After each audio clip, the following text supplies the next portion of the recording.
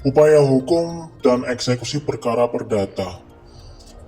Nama saya Safrian Tanjung, NIM 2019-454, tugas LKH 2.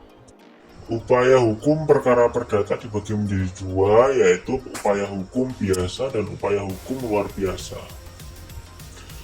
Upaya hukum biasa terdiri dari yang pertama ada perlawanan atau verset, banding, dan juga kasasi. Sedangkan upaya hukum luar biasa terdiri dari peninjauan kembali dan juga derden verset. Yang pertama adalah upaya hukum biasa. Pengertian upaya hukum biasa pada asasnya terbuka untuk setiap putusan selama tenggang waktu yang ditentukan oleh undang-undang, wewenang untuk menggunakannya hapus dengan menerima putusan. Upaya hukum biasa ini hanya bersifat menghentikan pelaksanaan putusan secara sementara. Upaya hukum biasa yang pertama adalah verset atau perlawanan. Pengertian verset adalah upaya hukum perdata terhadap putusan yang dijatuhkan oleh pengadilan terhadap putusan tanpa hadirnya pihak tergugat. Dasar hukum verset diatur dalam pasal 135 ayat 3 Jo, pasal 129 HIR, dan pasal 149 ayat 3 Jo, pasal 153 RPG. Perlawanan ini pada prinsipnya disediakan bagi para pihak tergugat yang dikalahkan. Selanjutnya tenggang waktu verset atau upaya perlawanan. Tenggang waktu mengajukan verset menurut pasal 129 ayat 2 HIR adalah perlawanan dapat diajukan dalam tenggang waktu 14 hari sejak pemberitahuan putusan verstek diterima tergugat. Jika putusan verstek itu tidak diberitahukan ke tergugat, perlawanan masih dapat diajukan sampai hari ke-8 setelah teguran untuk melaksanakan putusan verstek itu. Atau apabila tergugat tidak dapat menghadap ketika ditegur, perlawanan tergugat dapat diajukan sampai hari ke-8 sesudah dijalankan keputusan surat perintah kedua dalam pasal 197 HIR. Perlawanan terhadap putusan verstek diajukan seperti mengajukan surat gugatan biasa. Ketika perlawanan telah diajukan, maka tertundalah putusan verstek dijalankan. Selanjutnya yang kedua adalah upaya banding. Pengertian upaya hukum banding adalah sebuah upaya dari salah satu pihak, baik pihak penggugat ataupun tergugat, yang tidak menerima suatu putusan pengadilan karena merasa hak-haknya yang terserang akibat adanya putusan tersebut. Dasar hukum dari banding perdata tercantum dalam pasal 199 RBG, pasal 6 Undang-Undang Nomor 20 Tahun 1947 dan pasal 26 ayat 1 Undang-Undang 48 Tahun 2009, di mana yang dapat mengajukan permohonan banding adalah pihak-pihak yang bersangkutan. Selanjutnya tenggat waktu banding.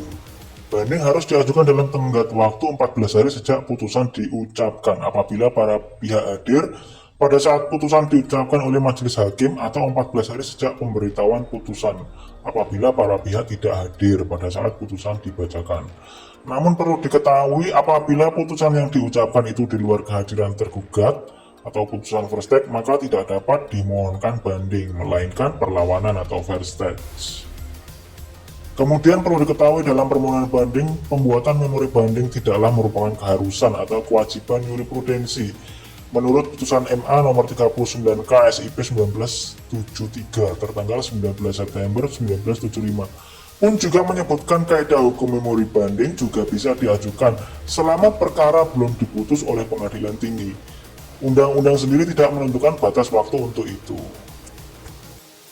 Upaya hukum yang ketiga adalah kasasi. Kasasi merupakan salah satu upaya hukum biasa. Pengertian kasasi adalah suatu upaya hukum yang merupakan wewenang dari Mahkamah Agung untuk memeriksa kembali putusan pengadilan tingkat banding atau tingkat terakhir dari semua lingkungan peradilan. Tugas Mahkamah Agung dalam tingkat kasasi adalah menguji putusan pengadilan sebelumnya tentang sudah tepat atau tidaknya penerapan hukum yang dilakukan terhadap kasus yang bersangkutan yang telah ditetapkan oleh pengadilan sebelumnya. Untuk tenggat waktu kasasi adalah 14 hari sejak putusan atau penetapan pengadilan tinggi disampaikan kepada yang bersangkutan, serta 14 hari terhitung sejak menyatakan kasasi. Permohon wajib menyerahkan memori kasasi. Berbeda dengan banding, memori banding bukanlah menjadi kewajiban bagi pemohon banding. Akan tetapi dalam kasasi, memori kasasi adalah suatu keharusan bagi pemohon kasasi untuk diserahkan. Artinya apabila memori kasasi itu tidak dibuat, permohonan kasasi akan ditolak. Alasan-alasan harus dilakukannya kasasi. Yang pertama, untuk melakukan kasasi harus ada alasan-alasan yang digunakan sebagai dasar kasasi, yaitu putusan atau penetapan pengadilan. Tidak berwenang atau melampaui batas wewenang, salah menerapkan atau melanggar hukum yang berlaku, lalai memenuhi syarat-syarat yang diwajibkan oleh peraturan perundang-undangan yang mengancam kelalaian itu dengan batalnya putusan yang bersangkutan. Perlu diketahui dari alasan-alasan yang telah disebutkan di atas, bisa dipahami bahwa di tingkat kasasi tidaklah diperiksa lagi tentang duduk perkara, melainkan tentang hukumnya. Sehingga tentang terbukti atau tidaknya peristiwa tidak akan diperiksa. Pemeriksaan tingkat kasasi umumnya tidak dianggap sebagai pemeriksaan tingkat ketiga. Jenis upaya hukum yang kedua adalah upaya hukum luar biasa. Upaya hukum luar biasa adalah upaya hukum yang bisa dilakukan terhadap putusan yang sudah berkekuatan hukum tetap atau inkrah dengan tidak menghentikan eksekusi pada putusan yang telah berkekuatan hukum tetap tersebut, dan proses eksekusi tersebut tetap dijalankan sesuai dengan putusan yang dikeluarkan oleh pengadilan. Salah satu jenis upaya hukum luar biasa yang pertama adalah PK atau peninjauan kembali. PK adalah suatu upaya untuk memeriksa dan mematahkan kembali suatu putusan pengadilan yang telah berkekuatan hukum tetap.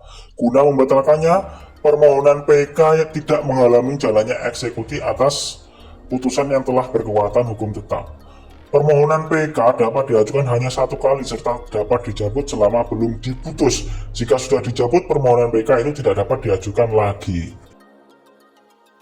Berikut adalah alasan-alasan dilakukan PK atau peninjauan kembali. Permohonan peninjauan kembali atas putusan perkara perdata yang telah memperoleh kekuatan hukum tetap dapat diajukan hanya berdasarkan alasan-alasan berikut. Yang pertama, apabila putusan didasarkan pada suatu kebohongan atau tipu muslihat pihak lawan yang diketahui setelah perkaranya diputus atau didasarkan pada bukti-bukti yang kemudian oleh hakim pidananya dinyatakan palsu. Apabila setelah perkara diputus ditemukan surat-surat bukti yang bersifat menentukan yang pada waktu perkara diperiksa tidak dapat ditemukan. Apabila telah dikabulkan suatu hal yang tidak dituntut atau lebih daripada yang dituntut. Apabila mengenai suatu bagian dari suatu tuntutan yang belum diputus tanpa dipertimbangkan sebab-sebabnya. Apabila juga ada di antara pihak-pihak yang sama mengenai suatu soal yang sama, atas dasar yang sama oleh pengadilan yang sama atau sama tingkatnya telah diberikan putusan yang bertentangan satu dengan yang lain.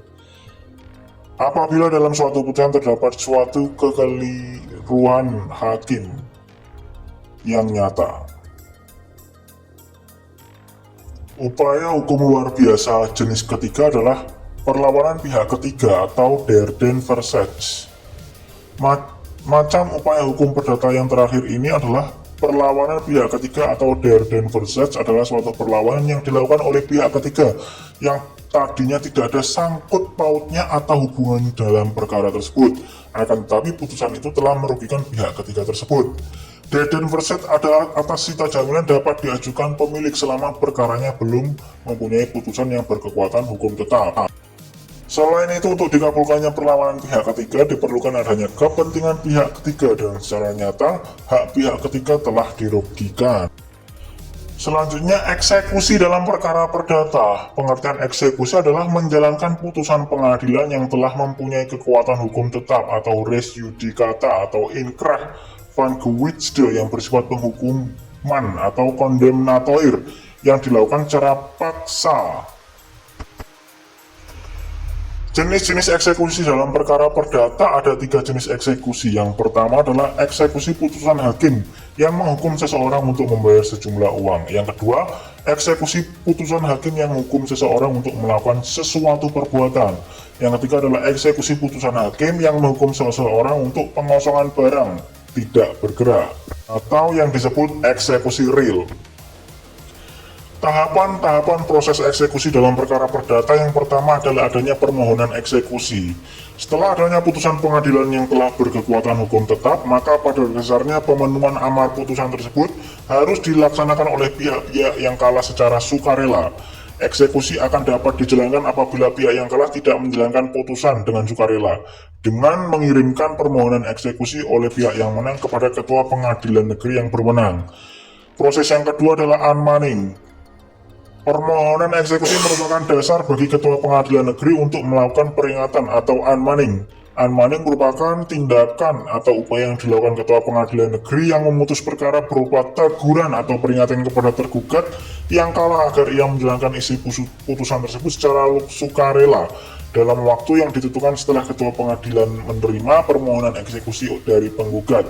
Pihak yang kalah diberikan jangka waktu 8 hari untuk melaksanakan isi putusan tersebut. Tahap yang ketiga adalah permohonan sita eksekusi. Setelah unmanning dilakukan, ternyata pihak yang kalah tidak juga melakukan amar dari putusan, maka pengadilan bisa melakukan sita eksekusi terhadap harta pihak yang kalah berdasarkan permohonan dari pihak yang menang. Permohonan tersebut menjadi dasar bagi pengadilan untuk mengeluarkan surat penetapan yang berisi perintah kepada panitera atau jurusita untuk melakukan sita eksekusi terhadap harta kekayaan tergugat.